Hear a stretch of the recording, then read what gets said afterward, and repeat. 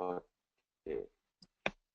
Então, gostaria de desejar uma boa noite a todos aqui, em especial para os nossos colegas médicos.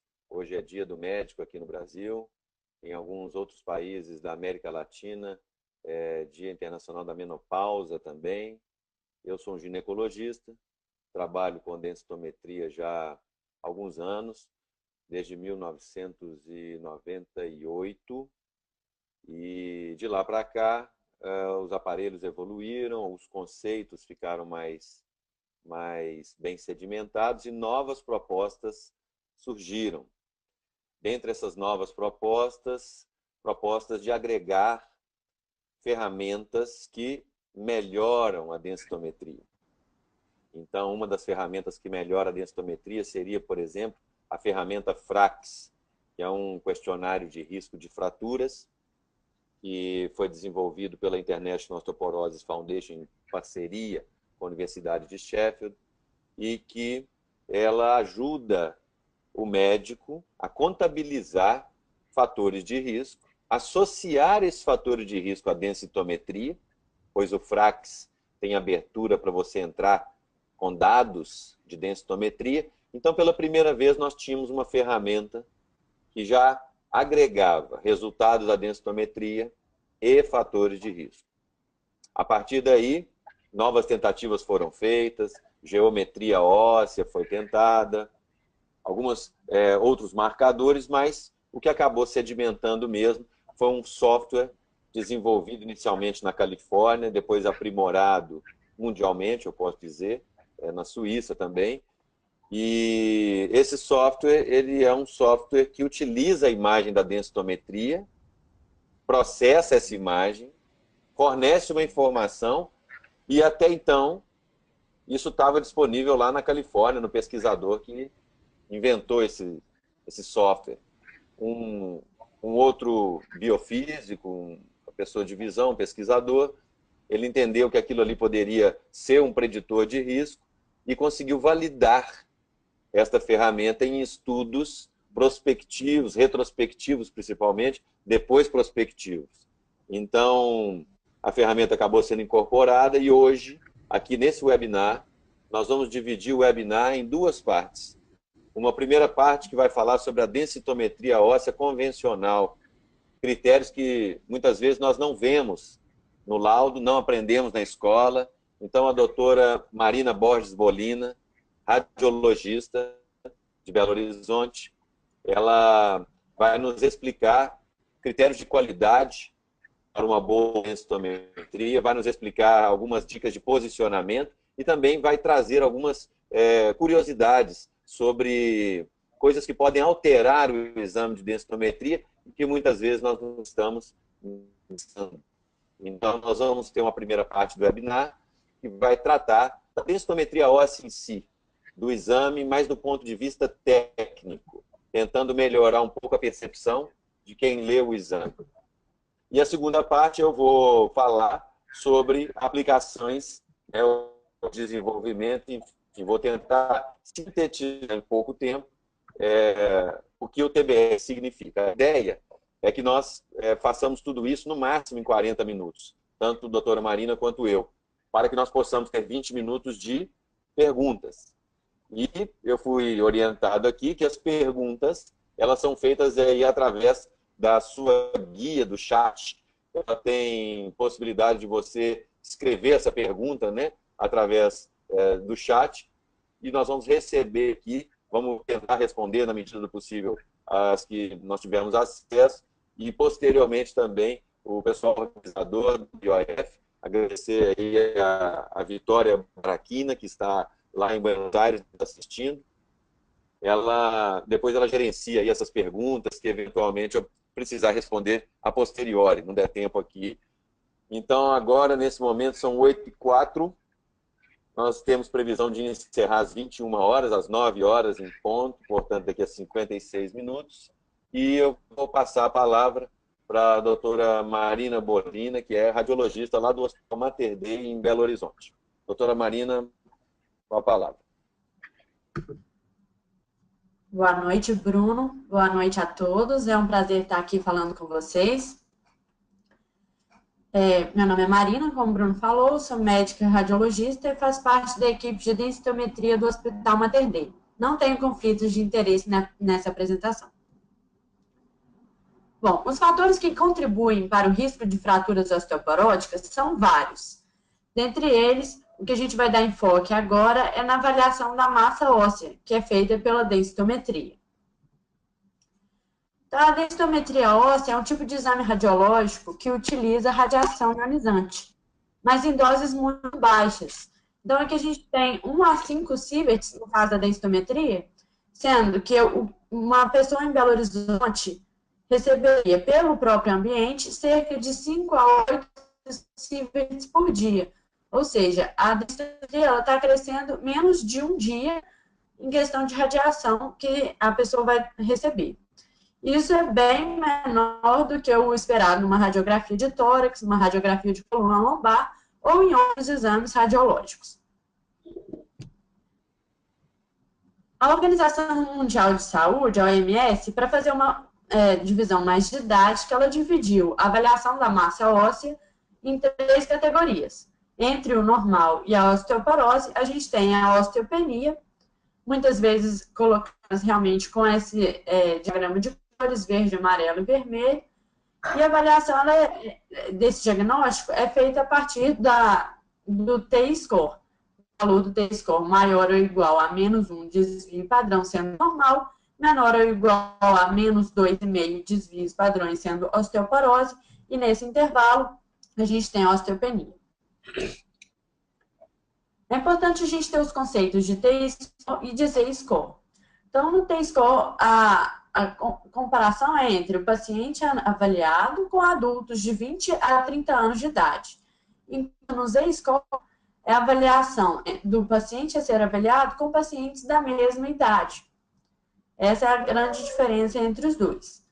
A avaliação por T-score é preconizada para mulheres na peri e na pós-menopausa, mulheres em terapia hormonal e homens maiores de 50 anos de idade. As regiões avaliadas são antebraço, rádio 33%, né? A coluna lombar, sendo avaliadas as vértebras de L1 a L4, e o fêmur proximal, com avaliação do colo e do fêmur total. No Z-score, a gente preconiza a avaliação de mulheres em idade reprodutiva, crianças e adolescentes e homens menores de 50 anos de idade. E além dessas 3 regiões avaliadas no T-score, a gente também pode ter avaliação por corpo inteiro, principalmente para crianças e adolescentes. Se avalia o corpo inteiro e a coluna lombar. E aí são avaliadas essas regiões todas, e o que é colocado como resultado final é o sítio mais baixo, o pior resultado dentre aqueles oferecidos por essas regiões avaliadas. Aqui a gente tem a representação de imagens de equipamentos de densitometria, que a gente utiliza no Hospital Mater Dei nesse formato. E a densitometria ela também pode ser feita até usando equipamentos de tomografia computadorizada. Mas para isso a radiação utilizada seria muito maior, então na prática isso é muito pouco utilizado, já que a gente tem a opção de fazer um exame densitométrico com uma radiação muito mais baixa. Partindo para o posicionamento dos pacientes, começando com a parte do exame da coluna, o ideal é que o paciente esteja utilizando um tecido fino, como vestimento, que ele fique com os braços ao lado do tronco, nunca em cima do abdômen, e que a gente coloque um bloco de espuma sobre as pernas do paciente, para elevar os membros inferiores. E eu vou explicar o porquê que isso é interessante. Então, na anatomia da coluna, a gente tem uma lordose lombar fisiológica. E com a elevação dos membros inferiores, a gente tem uma retificação dessa lordose. Então, a gente justamente coloca esse bloco para tentar alinhar as vértebras de uma forma mais retilínea, e aí a gente vai ter uma melhor avaliação dos espaços intervertebrais e vai conseguir fazer uma melhor avaliação da margem óssea. Por isso é interessante elevar os membros na coluna. Então, falando sobre as margens ósseas. Aqui a gente tem um exame bem realizado, né? O eixo da coluna está centralizado, a gente pegou as cristas ilíacas, temos as referências anatômicas todas e as vértebras de L1 a L4. O detalhe aqui é que algumas partes do osso vertebral não foram incluídas automaticamente pelo aparelho, como a gente está vendo, não estão em verde. No caso, é interessante que o avaliador preencha essas margens ósseas para incluir essas partes do osso que ficaram fora da avaliação. E isso foi feito. Então, aqui agora a gente tem uma margem óssea adequada, depois de corretamente avaliada. Interessante a gente reparar que isso faz diferença no resultado do exame. Então, antes, com a margem óssea não avaliada, a gente tinha um resultado de osteopenia, e depois da correção, o resultado passou a ser uma osteoporose. Então, essa avaliação e preenchimento da margem óssea realmente é importante que se faça. Outro conceito importante é o de exclusão de vértebras. Então, aqui a gente tem outro exame com a margem óssea já adequadamente preenchida. A gente tem esse quadrinho ao lado, que eu vou ampliar, para dar mais detalhes sobre eles. Então, aqui a gente tem o T-score de cada uma das vértebras separadamente. É interessante notar que de L1 para L2 tem uma diferença muito grande de desvio padrão. Nesse caso, o preconizado é que se exclua a vértebra que tem mais de um desvio padrão em relação à vizinha. E aqui a gente sempre tem que excluir a vértebra melhor, que no caso seria a L1. L1 está com menos 1 desvio padrão, L2 está com menos 2,6 desvio padrão. Então, está dando 1,6 de diferença entre uma vértebra e outra. A gente tem critério suficiente, então, para excluir L1 da avaliação desse paciente. No caso, a avaliação da coluna lombar vai passar a ser, então, de L2 a L4. Então, tem alguns artefatos que justificam esse aumento errôneo da densidade óssea, que no caso fez com que a vértebra L1 tivesse uma diferença tão grande em relação às outras vértebras. E tem algumas possibilidades de razão para isso acontecer. Por exemplo, calcificação ateromatosa da aorta dos vasos ilíacos pode influir na avaliação da densidade óssea pela densitometria. Às vezes o aparelho não consegue determinar o que é calcificação vertebral, o que é partes moles, e ele pode sobrepor as duas coisas e causar um artefato. Outro fator de confusão é a artrose vertebral, que também pode elevar erroneamente a densidade óssea, e também a fratura vertebral. Esses fatores eles são melhores avaliados pela radiografia convencional, porque na densitometria a gente não tem resolução suficiente para dar diagnóstico de fratura vertebral, de calcificação de vasos e tal. Então, a gente realmente só vai conseguir ver que a vértebra está com uma densidade erroneamente aumentada em relação às outras vértebras.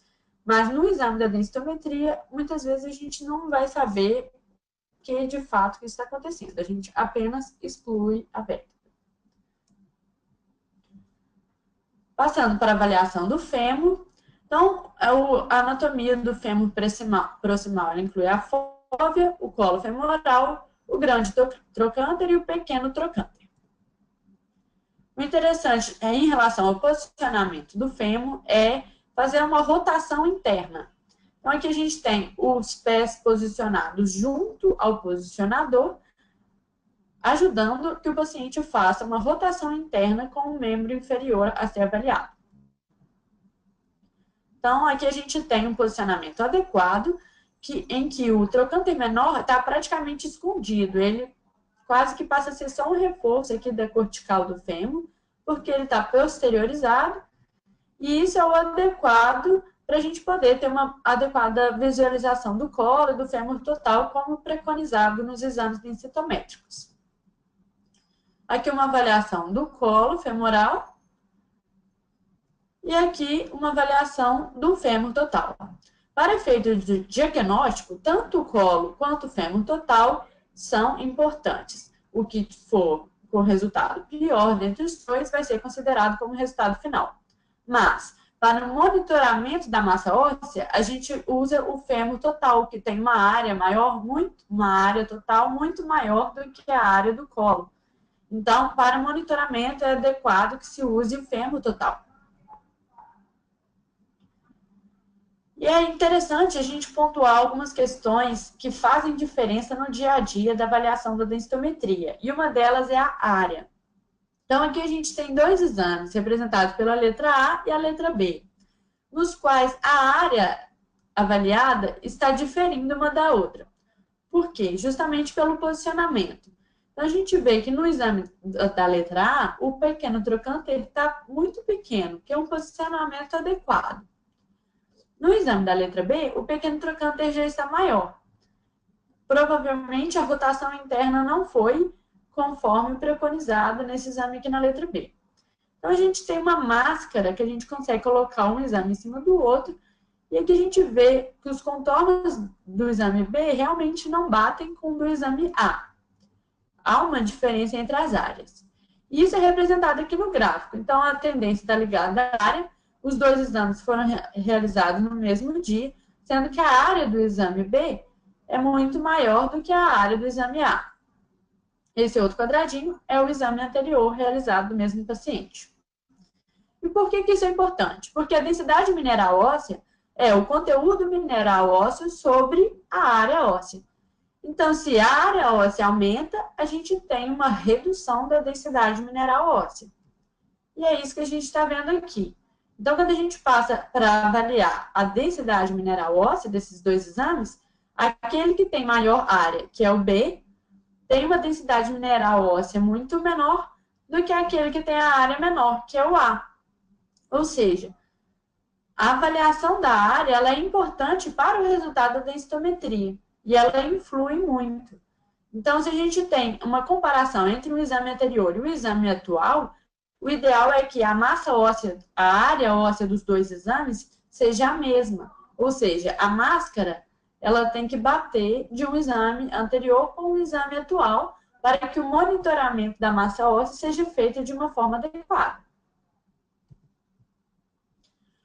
Outro fator importante que pode vir a acontecer é artefatos, por exemplo, como de dobra cutânea abdominal. Então, um paciente mais obeso pode acontecer de uma dobra cutânea do abdômen sobrepor o fêmur proximal, que é o que a gente está vendo aqui na imagem da esquerda. Nesses casos, a gente pode pedir que o paciente faça uma retração manual mesmo da dobra cutânea do abdômen, de forma a tirar esse excesso de tecido mole de cima do fêmur proximal e a gente ter uma melhor avaliação da massa óssea desse paciente. Então, aqui a gente está representando em gráfico que realmente isso pode fazer a diferença. A aquisição inicial com a dobra cutânea sobrepondo e depois da retração manual. Isso, em termos de gráfico, fez diferença na densidade mineral óssea desse paciente. Então, depois que foi feita a retração manual da dobra cutânea, houve uma diminuição no cálculo da densidade mineral óssea desse paciente. Passando para a avaliação do antebraço. O antebraço ele pode ser avaliado tanto assentado, como a gente está vendo na figura, quanto com o paciente deitado. Isso vai depender do aparelho, da experiência da equipe. O antebraço tem que estar alinhado, pode-se usar esse tipo de posicionador com os velcros para ajudar ao alinhamento do paciente e o raio central ao nível do punho. A região que a gente avalia o antebraço é o rádio 33%. Isso é o preconizado. Antigamente já se usou o rádio ultradistal, mas ele aumentava muito o diagnóstico de osteoporose com muito falso positivo. Então, não se usa mais a avaliação do rádio ultradistal. Realmente, o que se usa hoje em dia é o rádio 33%. Para efeito de diagnóstico, ele é muito útil no diagnóstico de osteoporose, mas ele não é válido para monitoramento da massa óssea. Então, já que a gente está falando de monitoramento, A gente também tem que falar um pouco sobre menor variação significativa, que é o que eu vou falar agora. Para monitoramento, a gente preconiza o uso da densidade mineral óssea, porque ela usa 3 casas decimais depois da vírgula, enquanto o T-score só usa uma casa decimal depois da vírgula.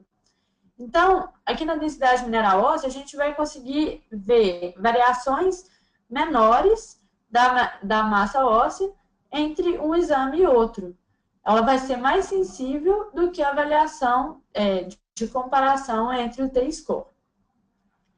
E para que a variação entre um exame hoje e outro seja considerada significativa, ela tem que ser maior do que a menor variação significativa do serviço, ou seja, o erro inato do serviço.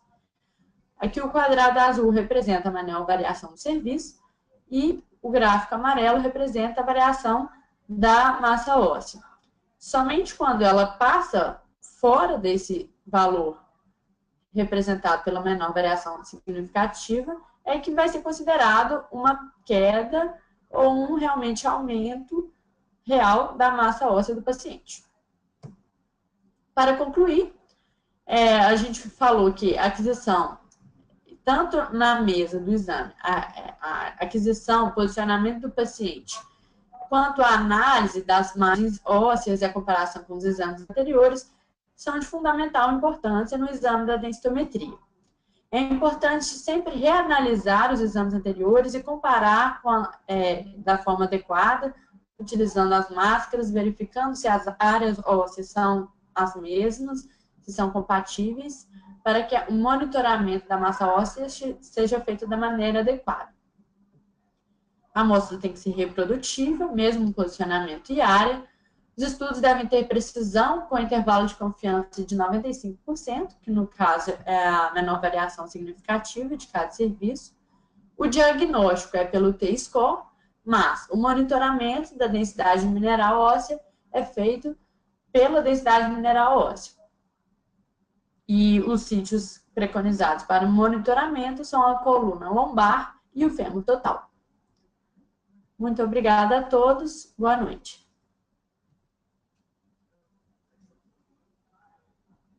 Então, Obrigada, doutora Marina. Isso, obrigado, doutora Marina. Foi excelente sua participação. Eu acho que nós vamos reservar as perguntas para o final mesmo. E eu vou compartilhar minha tela com vocês nesse momento para poder iniciar a minha apresentação. Quero lembrar que eu estou numa conexão de internet a cabo, porém, às vezes a internet a cabo fica ruim. Se ela ficar muito ruim, eu vou ser informado aqui pelos organizadores e então eu mudarei para o meu roteador aqui do telefone mesmo, tá? Então, se tiver ruim o som, por favor, também avisem aí no chat pra gente.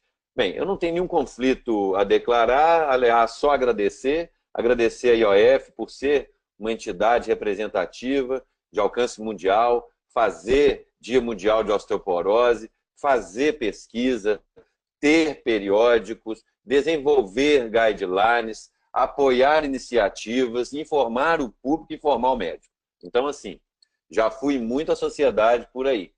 Essa eu acho que é uma sociedade bem organizada. Cada uma com a sua pegada, umas mais pesquisa básicas, outras mais clínicas, mas o que eu tenho visto é um excelente trabalho de informação e esse web meeting que nós estamos fazendo hoje é mais uma, né, das iniciativas da IOF, que também tem cursos itinerantes, tem cursos que você pode fazer a pedido, enfim.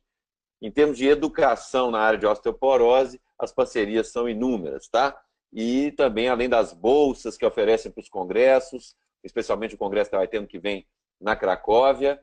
Vamos ter também um evento regional na Colômbia, ano que vem. Então, é realmente uma sociedade muito ativa. Convido todos que já estão aqui ouvindo esse web meeting para sempre ficarem na cola aí dos eventos da IOF, que são muito ricos, tá? Bem, tudo começou quando nós queríamos adivinhar quem fratura e quem não fratura com o exame de densitometria. E isso realmente acontece. À medida que nós envelhecemos, o risco de osteoporose aumenta mas tudo vai depender dos nossos fatores de risco. Se os fatores de risco clínico são ausentes, o comportamento em termos de risco de fratura ao longo da vida também vai ser um comportamento semelhante às pessoas normais. Se os fatores de risco estão presentes numa pessoa que, mesmo que não tenha uma osteoporose diagnosticada, mas uma osteopenia com fatores de risco faz com que o grupo se comporte mais próximo da osteoporose. Então, o médico precisava destrinchar melhor esse universo que existe entre o paciente não fraturado, normal, e o paciente fraturado por osteoporose. E na tentativa de ajudar, foi desenvolvido uma ferramenta que hoje já está disponível na internet, inclusive para o Brasil também, com possibilidade de bancos de dados nacionalizados. Neste WebMeet que nós estamos fazendo especialmente para os brasileiros, né? Com destaque especial para os brasileiros. E então, uma ferramenta disponível na internet, vocês podem acessar através desses links aí abaixo, preenchem dados importantes. Vamos notar que tem um dado importante aqui, que é a densidade óssea do colo do fêmur. E você pode também colocar isso não só em gramas por centímetro quadrado, mas também é possível entrar com um T-score aqui. É possível selecionar qual é a máquina, se é um GE, um Hologic, Norland. Então, existe... isso aqui foi uma das aberturas que o Frax criou para incorporar um dado a mais. Porque antes disso ele trabalhava com esses 11 fatores de risco, que vão de idade, gênero, peso, altura, fratura prévia, pais com fratura de quadril, tabagismo, enfim. Foram os 11 fatores de risco mensuráveis de uma grande análise, uma meta-análise, uma grande meta-análise de coortes internacionais. Eles juntaram aí pacientes de coortes de várias partes do mundo e conseguiram ir atrás dos fatores de risco desses pacientes e atrás dos dados de fratura. Então, eles deram pesos diferentes. Por exemplo, qual que é o fator de risco que tem mais peso? A pessoa ter tido uma fratura osteoporótica prévia.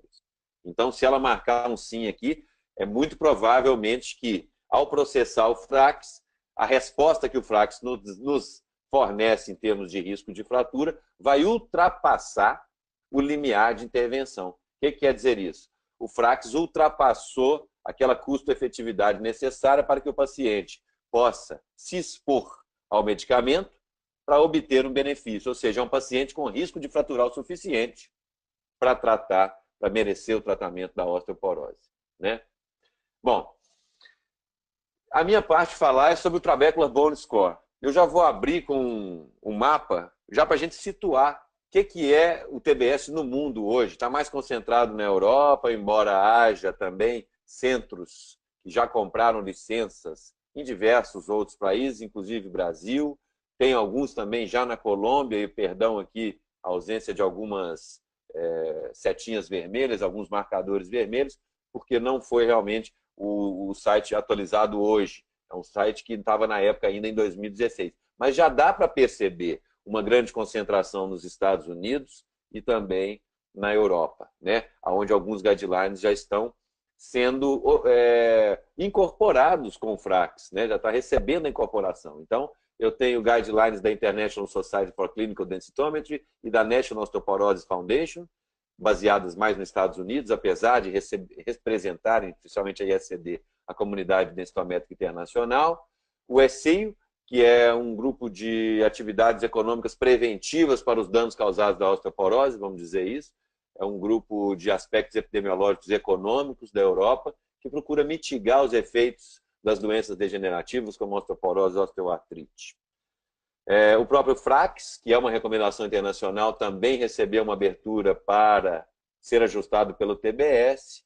E aqui eu vou colocar aqui as sociedades francesa, sueca, alemã, e outras que já incorporaram em alguns guidelines de recomendação de conduta a consulta ao TBS para definir se o paciente é de alto ou de baixo risco, especialmente em pacientes cujo Frax ou densitometria está em um borderline, está no limite. Pacientes que eu desejo filtrar melhor que osteopenia é essa, uma osteopenia com característica negativa ou positiva, né? Um valor em osteoporose secundária, pacientes artríticos por algumas razões ligadas, talvez, à limitação que a artrose, uma consequência da osteoartrite, a osteoartrose ela pode provocar na coluna lombar, então o Frax também consegue driblar um pouquinho artefatos degenerativos, né, para poder enriquecer todo esse arsenal, então, de seleção do paciente. Cientificamente falando, o que é o TBS? O TBS, gente, é o seguinte, ele vai pegar a própria imagem da densitometria digitalizada, vai cortar essa imagem em pixels, cada pixel é um quadradinho desse aqui, desse tabuleiro de xadrez que nós estamos vendo aqui. Então, toda a imagem dessa aqui, se você ampliar ela enormemente, nós vamos chegar numa unidade de luz chamada pixel. E esse pixel ele pode variar do branco ao preto. Então, na verdade, nós temos aqui um amontoado de pixéis com diferentes matizes. E a distribuição desses pixéis e desses matizes é que vai dar o que eles chamam de variograma experimental. Ou seja, algum nerd lá da Califórnia desenvolveu uma fórmula que conseguia associar a tonalidade e a vizinhança. Então, eu vejo a distribuição e a intensidade do brilho. Por isso que chama variograma.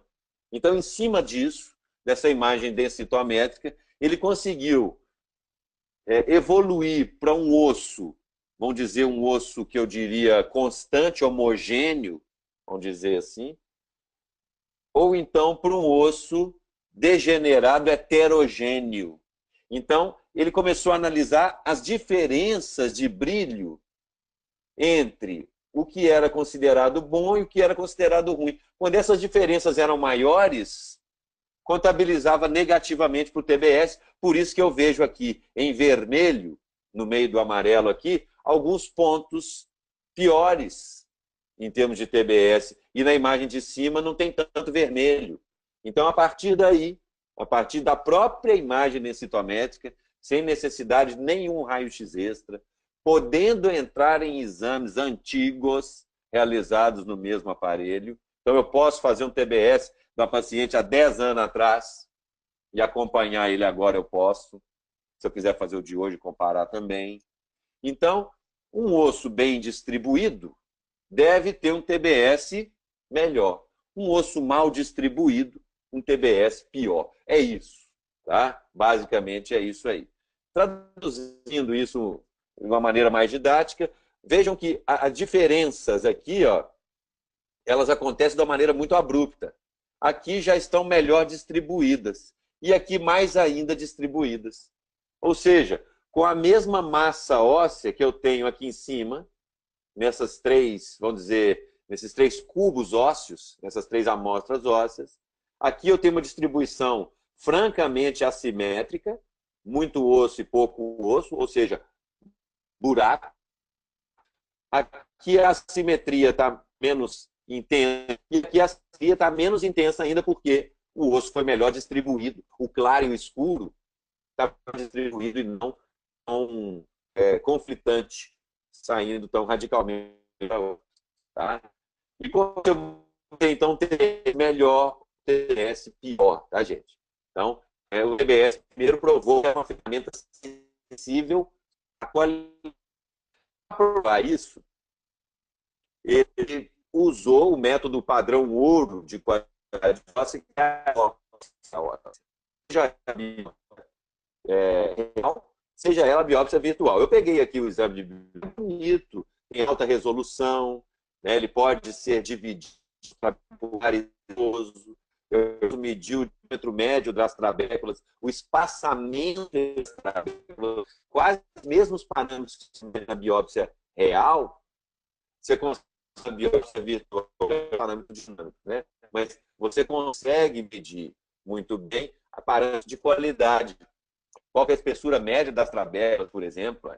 Se você tem muito espaço vazio, oco entre as trabéculas, isso tudo, gente, independe da massa óssea. Isso são coisas arquiteturais, bioarquiteturais. Né? Então, nesse caso, opa, voltou aqui, desculpa. Isso, voltamos. Então, esse padrão microarquitetural, micro-CT, tomografia computadorizada micro, de alta resolução, né, foi comparado com o TBS. E tanto para exames da GE quanto exames da Hologic, foi desenvolvido e acredito também para outras marcas, como QDR, Norland, DMS. Aqui é só uma imagem para ilustrar mesmo, tá, gente? Então, nós estamos vendo aqui parâmetros, né, de espaços ocos dentro do osso, tá? As rupturas das trabéculas, todos esses são os parâmetros microarquiteturais. E o TBS teve, olha esse índice de correlação que é excelente, 0,62, 0,64. Excelente índice de correlação entre métodos, né? Muito bem. Eu precisava sair da bancada, então, ou o TBS precisava sair da bancada, então, e ir para o mundo real, para o mundo clínico, né? E isso foi feito através de uma coorte muito bem vigiada, muito bem conduzida pelo professor William Leslie, do Canadá. E essa coorte, famosa por ser uma coorte bem coordenada, uma iniciativa de um local, Manitoba, no Canadá, né? Um estudo prospectivo que via inúmeros fatores nutricionais, cardiovasculares, enfim, poderia fazer ajuste para tudo, uma excelente base de dados. O que eles pegaram? Foram lá nas densitometrias antigas e fizeram o TBS dessas mulheres. E depois compararam com as taxas de fratura. E viram que, quando a massa óssea caminhava para um lado, às vezes não apontava risco de fratura, o TBS já apontava. Então, ele classificava pessoas de uma forma errática, ou pelo menos independente da massa óssea. Enquanto eu tinha pessoas com boa massa óssea que tinham TBS ruim, e tinha pessoas com má massa óssea que tinham TBS ruim, e que tinham TBS bom também. Ou seja, a densitometria caminhava para um lado e o TBS para o outro. Então, passou a ser uma coisa interessante de se usar junto com a densitometria, porque se ele varia de forma independente e adiciona capacidade de seleção de paciente, ótimo. Era um upgrade que a densitometria precisava para ver qualidade óssea, né? E isso, foram testar com os fatores de risco do FRAX. O que acontece aqui? Olha, eu tenho as pessoas aqui com a probabilidade das fraturas mais comuns, Major Osteoporotic Fractures. Então, essas pessoas, mesmo elas estando com mais ou com menos fatores de risco, à medida que o TBS piora, todas pioram também. Ele influencia tanto os que têm poucos fatores de risco, médios fatores de risco e muitos fatores de risco. Ou seja, ele se comportou também de forma independente aos fatores de risco.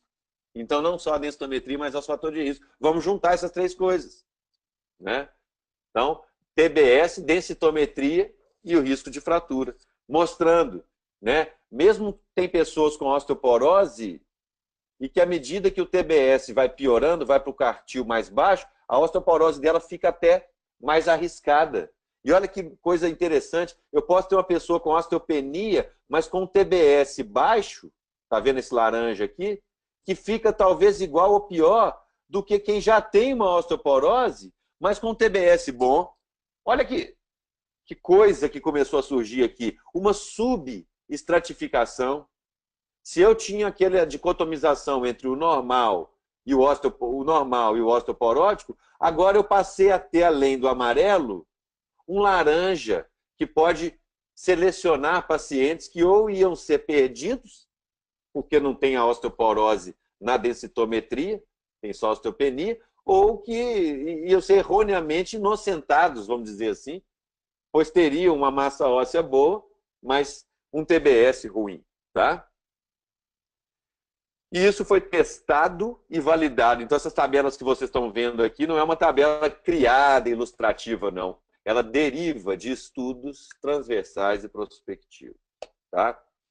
Bom, então vamos ver como é que funciona isso no mundo real. Eu estou lá com o meu paciente, que é uma tabagista, ela tem 58 anos, pesa 65 quilos e mede 1,60 m, tem um T-score no colo do fêmur de menos 2,3, e na hora que eu calculei o FRAX dela, deu 9,1 e 3,1. Ué, Bruno, o que quer dizer esses números aí, 9,1, 3,1? Quer dizer que para as principais fraturas osteoporóticas eu vou ter 9,1% de chance de fraturar em 10 anos e para a fratura de quadril 3% em 10 anos. Tá, mas então o que eu faço com essa informação, Bruno? Olha, você vai primeiro, já que ela é inglesa, existe o National Osteoporosis Guidance na Inglaterra, então vamos seguir esse guidance. Esse guidance diz o quê? Se você estiver no vermelho, você merece remédio. E ela está no vermelho. Está aqui, ó. A fratura de quadril dela tem risco alto. Talvez influenciado pela densitometria, que era menos 2,3 no colo do fêmur. Por quê? Aqui na coluna eu não estou vendo o X no vermelho para eu poder dar remédio. Mas aí fica um negócio assim, né? Como é que ela tem indicação para tomar remédio para fratura de fêmur e as outras que acontecem às vezes até antes, ela não teve indicação? Porque nem toda ferramenta é perfeita, né, gente? Elas estão aí para serem aprimoradas. Uma das coisas que aprimorou já o Frax foi o fato dele ter uma densitometria junto. Uma outra coisa que vai aprimorar ele mais vai ser o TBS, né? Então, por exemplo, o 9,1 ficou fora e o 3,1 ficou dentro. Isso a gente já sabe, né? Então, a partir de abril de 17, já existe um botão no próprio Frax, da ferramenta do Frax, que ajusta o Frax pelo TBS, fazendo então aquele casamento, aquela associação. Está aqui ele, ó.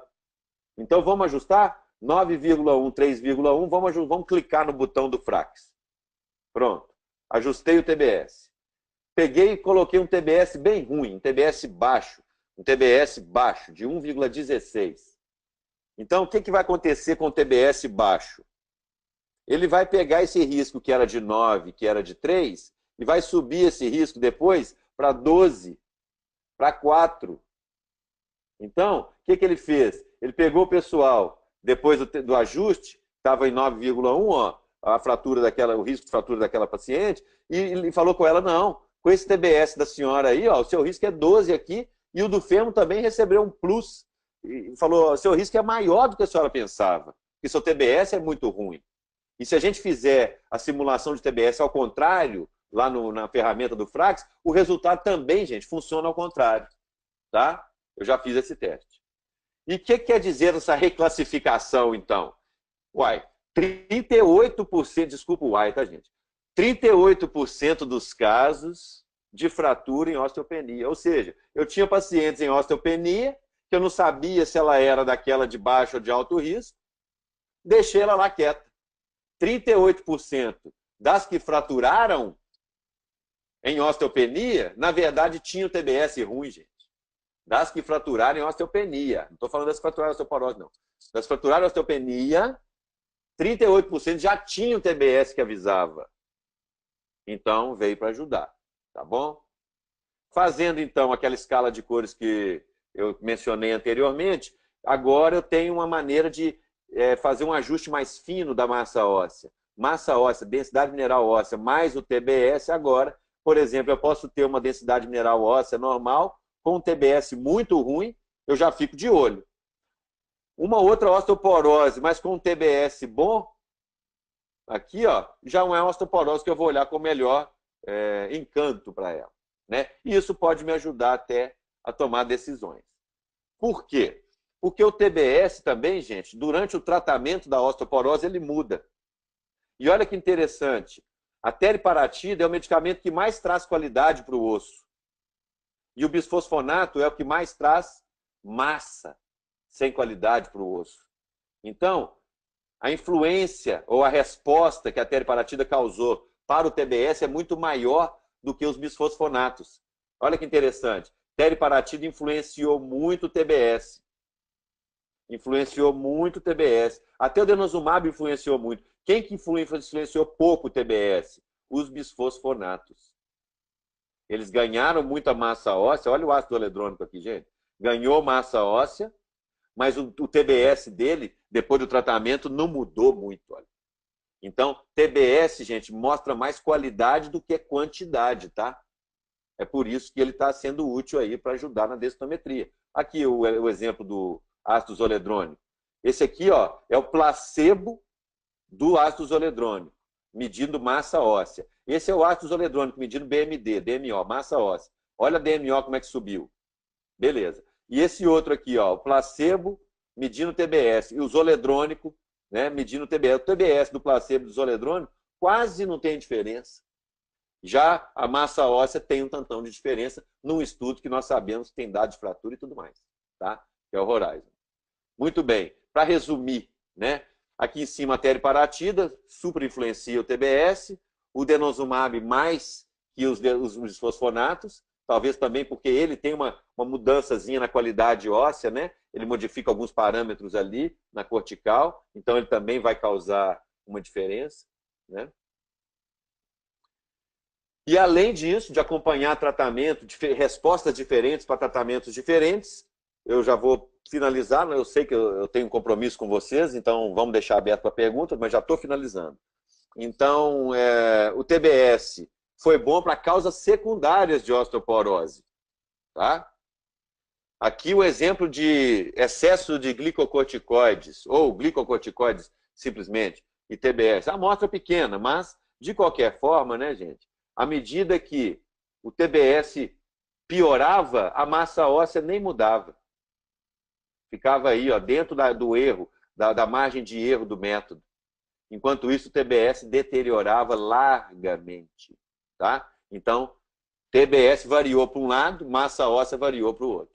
Tá? E o TBS aqui, vamos dizer, ele acompanhou o uso de remédio. Eu tenho acompanhado no consultório, no laboratório de densitometria, às vezes a paciente está com TBS muito ruim e eu não fiz anamnese, né? Quando eu vou começar a anamnese, eu já pergunto se ela usa corticoide. Ah, eu uso. Então, realmente, ele dá uma alteração, é muito sensível a esse tipo de deterioração da qualidade. E ele foi mais sensível que massa óssea também no diabetes, tá? Aqui na barrinha de verde, destacando, né, o TBS da coluna L1, L4 foi muito mais preditivo de fratura do que massa óssea no quadril, massa óssea no colo, no fêmur total, no colo e na coluna. Todos aqui embaixo de 1, ó. E ele lá em cima batendo 2,6.